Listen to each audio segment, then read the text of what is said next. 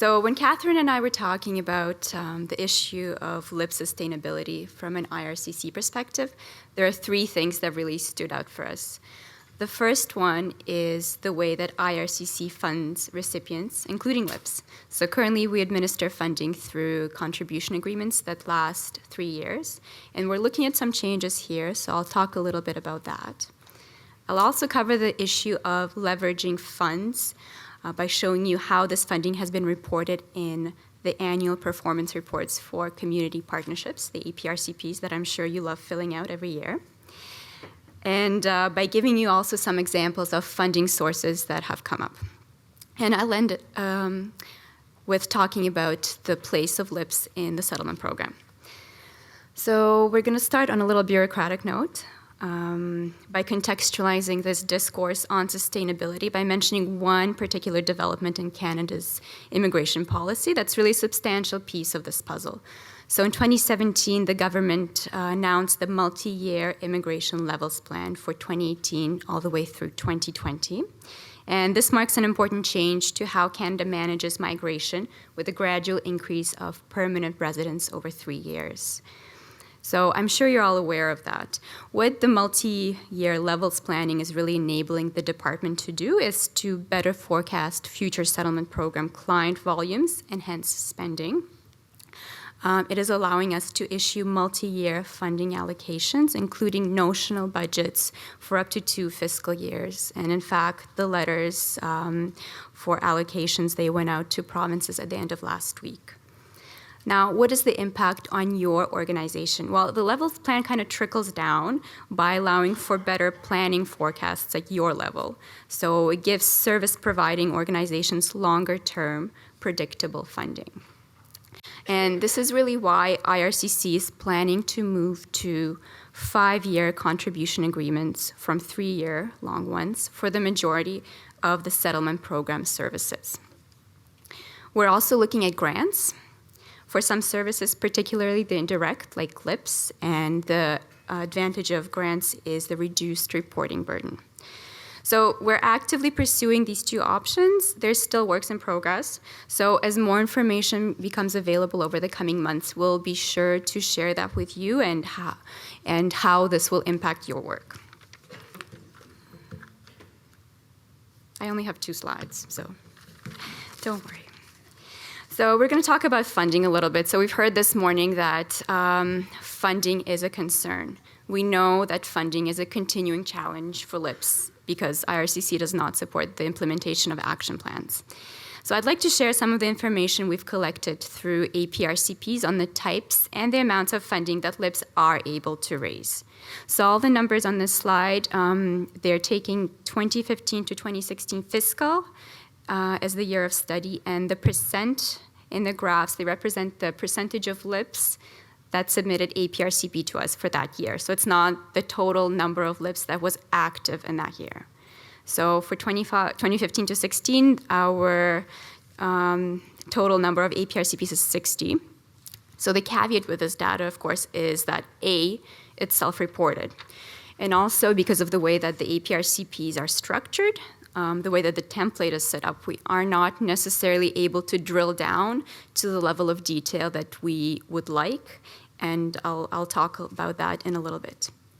So what we see is that 92% of LIPs have been able to leverage in-kind support in that year. So that's an average of about $62,000 per LIP. So this is pro bono work, salaries, meeting spaces, refreshments, etc. You know this very well. Now, when we look at the actual funding, the actual cash, the number is significantly lower. So 47% of LIPs reported to have received external funding at an average of about 49 and some cents for LIP. Now, the main sources of this additional funding, and here we're talking about the most frequent institutions that provide funding, and this goes back to the issue of the APR CP structure, because we're not talking about the value of the contributions as sometimes in your section 2 of the APR CPs on one line, you will list several funders that have contributed a total of X for one activity. So we're not able to say that each funder contributed this much. So we're not able to give more details than this, but we see that provinces contribute a lot, the most, followed by municipalities. Anecdotal evidence shows that provinces contribute the most dollars. But this is anecdotal because of our APRCP structure. An important piece of information that's not on the slide is that only 5% of LIPS that year did not receive any funding. So that translates into 3 partnerships that did not receive funding, and 2 of those partnerships were actually established during the reporting year. So I think that's really positive, because the vast majority of you are leveraging either in-kind or actual contributions. Now, there's another positive story with regards to funding is the data seems to indicate that funding increases with maturity. So we see that exactly half of the partnerships are able to leverage funds are at least 6 years old. So this is what IRCC would consider to be a mature LIP. So the ability of mid-range LIPs, so those that are between 3 and 5 years old, and the mature LIPs is comparable at 67 and 70%. So we're looking at the orange bars on the graph. And only 36% of new LIPs were successful in securing external funding. So we're talking about the actual cash contributions, not the in-kind. I think this is predictable and logical, that more established partnerships are more equipped and better able to leverage their networks for external fundings. I think it's a reassuring story for us all. It's always hard when you're the newbie to get up, and it takes a while to find your stride. So in terms of the sources of funding and kind of some examples, we know that foundations, think tanks, and academia, aside from provinces and municipalities, do give quite a bit of funds. So we have some examples on the slide of foundations from across Canada that have been known to give to LIPs. So the corporate world has not always followed suit. We do have some examples of companies that have contributed their cash to LIPs. Banks are always a good source. Telecom companies, but we have Toyota, so it is possible. We're just giving you some examples here of possible avenues where some doors that you should be knocking on, perhaps. And the story here is not to say that fundraising is easy. We know that it's fraught. It's very difficult, but you're doing it. And we really want to underscore that this is a great model because it shows us that the community is truly invested, literally and figuratively, in LIPs. And this is something that's very hard to come by.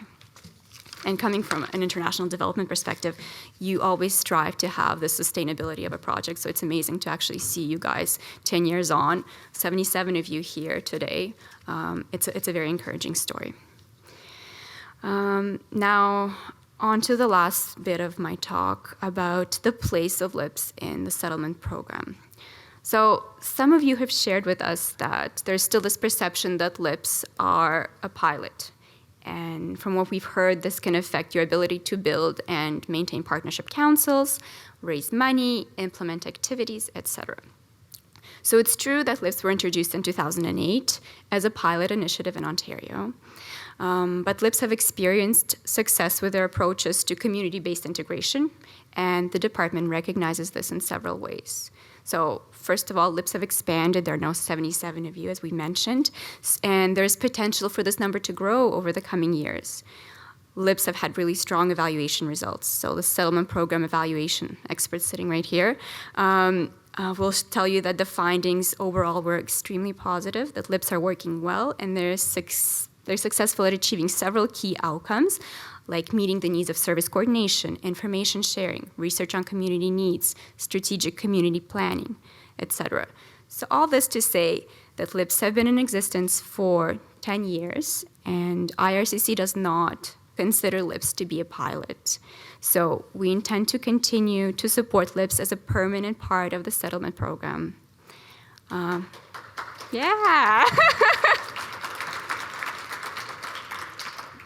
So how do we do that? By continuing to fund them. We're showing our commitment by doing intake processes where we support existing LIPs by giving them opportunity to sustain themselves, and also by allowing new LIPs to apply.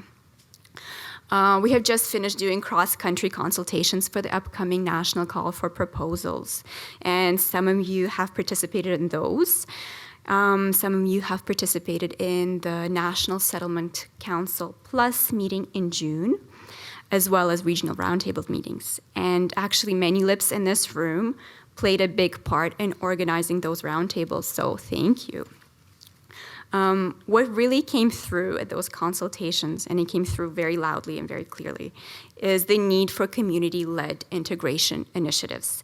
And this again shows the importance of LIPs and why IRCC will be standing by this project. So participants have talked about how successful longer-term integration, what it means for newcomers and for the community development, the importance of having non-traditional stakeholders at the table. So LIPS and le réseau en immigration francophone have been doing this work really well and have been doing this work for a long time.